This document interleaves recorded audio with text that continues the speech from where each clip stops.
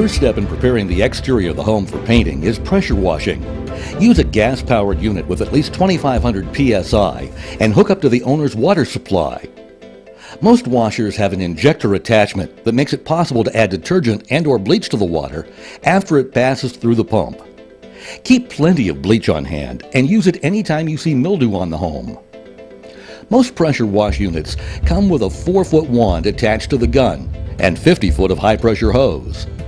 Simplify the work by modifying your washer with long interchangeable extension wands and 2 more lengths of 50-foot high-pressure hose, giving you a total of 150 feet.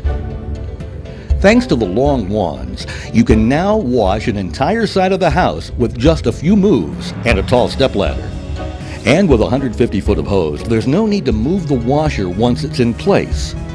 By making these minor changes, you will reduce your wash time to a fraction of what it was before. Get the tip close enough to the siding to remove chalk, dirt, and other debris. Usually around 6 to 8 inches with a wide spray tip is sufficient. Don't worry about getting the tip too close and marking the old paint, since you'll soon be painting it anyway. By working off an 8, 10, or 12-foot stepladder and using an 8 or 10-foot extension wand, you'll find it's easy to get a nice direct shot at the siding of even the tallest homes. Whenever possible, spray using a downward angle to keep excess water out of the walls. Wet down roofs, decks, and vegetation before you begin washing. Chalk splashes everywhere when pressure cleaning a badly oxidized home, and spots left to dry in the sun will stain some surfaces. After you finish cleaning one side of the home, go back and rinse down the siding again, paying particular attention to any chalky residue left on the windows or plants. Start at the top of the home and work your way down. Always try to angle the spray away from the windows and doors, decreasing the chance of water getting into the house. Exercise caution when pressure cleaning while on a ladder. Maintain solid footing and balance while keeping a good grip on the ladder when first squeezing the trigger. Handling the pressure requires a fair amount of strength and balance when working off ladders. Know your limitations. Try to plan out each day's work with the right amount of people needed to start and finish painting each house in one working day. You'll find it will keep you running at peak efficiency because in a short time, your entire crew will automatically understand that the day isn't over until the house is completed. That way, everyone does their part to avoid having to work late. The day before you begin painting, go over final instructions with the homeowner. Get off to a good start by letting them know when to expect you in the morning. Arrange to have the driveway clear for your work van and employees' vehicles. Whenever possible, have the customer park all of their cars on the street to avoid time wasted moving vehicles around. This also eliminates any chance of getting overspray on their cars. The home that we're going to be working on today is an average-size 2-tone aluminum-sided center split level. We'll be painting the overhangs, spouting, and windows white, and the siding, foundation, and doors beige. Along with that, we added an estimated timeline so you can get some idea of how long things should take. Once you learn the system, you should not have any trouble completing a one-color home, like all white for example, in one working day with 3 people. Since today's house is a 2-tone, we'll be adding a 4th person in order to finish in the same day we start. The crew is made up of the supervisor, who is usually the sprayer, the number 2 man, in terms of experience, who can do all the jobs and helps out whenever needed, and 2 laborers whose primary jobs are masking, covering, and cleanup. Your work van is parked in the driveway closest to the home, with the employees' vehicles parked behind or on the street. If the driveway is cement or blacktop, lay a drop cloth in front of the van doors where you unload your equipment. Avoid any chance of spilling paint in the drive. Everyone works together unloading the van and taking extension ladders down off the roof. Take the time needed to walk around the house with your crew and get a plan for the day. Figure out which side would be best to start on and point out any areas that will need special attention. 2 of the laborers spread a drop cloth out in a remote area of the yard. They then set 2x4s or an extension ladder on top of 5-gallon buckets in order to create a temporary work table. This area is for laying out shutters, downspouts, doors, or anything that you're painting that can be removed from the house that's a different color from the siding. Because there are no shutters on our demo home, we'll use this area for spraying downspouts, then later doors. Here's what the setup should look like when spraying shutters. By making sure all shutters are set up in a uniform row with all tops at one end, makes it easier for the sprayer to apply a nice, even coat of paint. This greatly reduces the chance of light spots when spraying. Before beginning any masking or spraying, everyone works together prepping the home. One of the first things to address is the priming. One of the laborers looks over all wood trim, checking for any peeled or blistered paint. He then scrapes, sands, and primes the areas with a fast-drying oil-based primer. He also primes any areas where the dents in the aluminum siding were fixed. Another worker trims back all shrubs and tree limbs around the home that are touching the siding. The fourth worker, or whoever is available, removes downspouts from the sidings and sets them on the temporary work table to be sprayed. During this time, the sprayer hooks up the garden hose and begins setting up the pump to begin spraying the first color.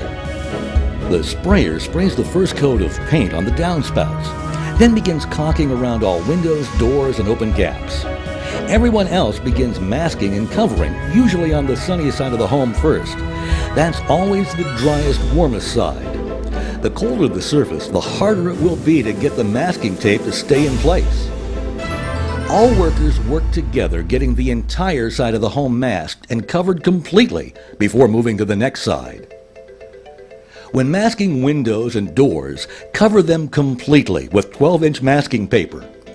Be sure to close up any open seams with a strip of 3/4-inch masking tape, because overspray will always find a way in if open pockets are not sealed shut.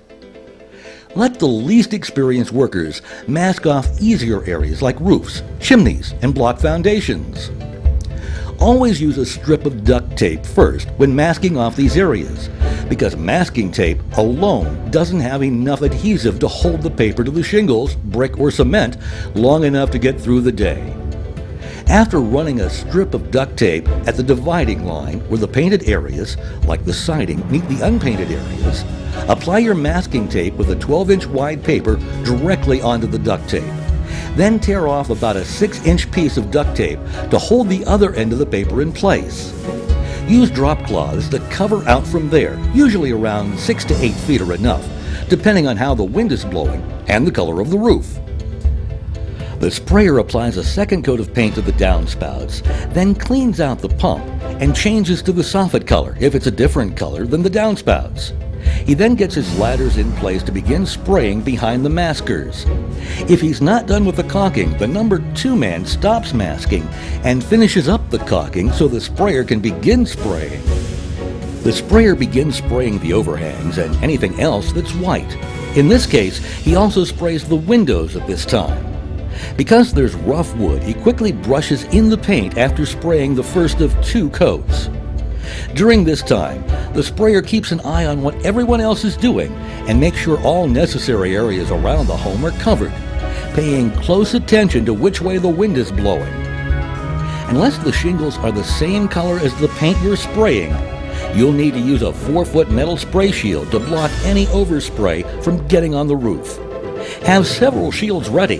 When the first shield is saturated with paint, hand it to another worker and let them hose the paint off so the sprayer can keep going.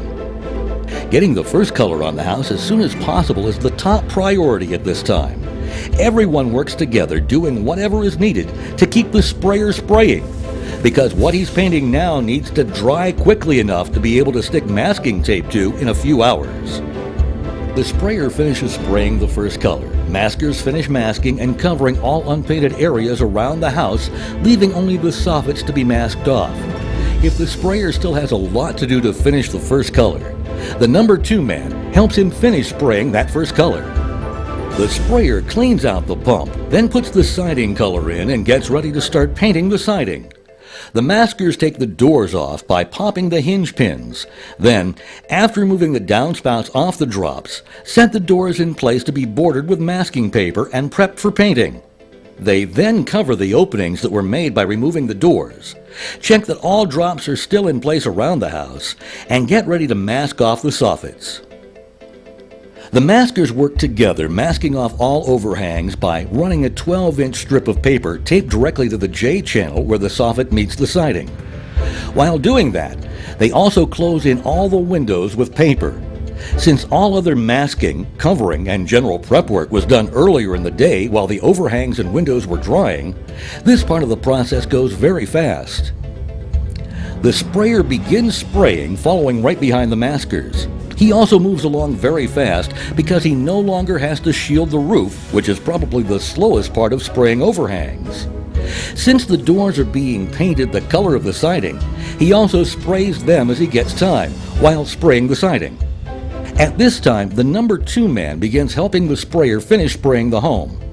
Both men work side by side spraying the siding, taking turns spraying what they can reach, then swinging the gun to the other man, then setting up to paint the next section. The 2 of them work together until they're finished painting the home. All other crew members work together picking up dropped cloths and putting them back in the van, and tearing off masking paper behind the sprayers. Just a quick note. Before setting the extension ladders against the newly painted siding, wrap duct tape around the top of the ladder where it comes in contact with the siding. This new tape provides a clean release from the siding. This ensures that the ladders will not leave a mark when setting them against the siding to tear off paper and replace the downspouts. When tearing off the masking paper, it's a good idea to ball it up tight before tossing it on the ground so it doesn't blow through the neighborhood. The sprayer cleans out the pump and wraps up the hose so it's ready to go back in the van later. He then gets out a large heavy-duty lawn bag and begins picking up all paper and trash while looking over the paint job, checking for any light spots or bug marks. The number 2 man begins replacing downspouts and touching up the straps if need be. The rest of the crew works together replacing doors and downspouts, then looking over the job for any needed touch-ups, sweeping off the sidewalks, and putting everything back in its place. Make sure the landscaping around the house looks as good or better than it did before you started. This leaves a lasting impression with the homeowner, something they're not likely to forget when they need more painting in the future. Everyone works together, putting all equipment back in the van and the extension ladders back on top. At 5 o'clock, the job is finished. This system has been used over 3,000 times over the past 20 years and has evolved through trial and error to what works best for our crew in dealing with the climate we're in. Give it a try. If something is not working for you, change it to suit your needs. Think of this as a guideline and be ready to put in place whatever gets you your best results.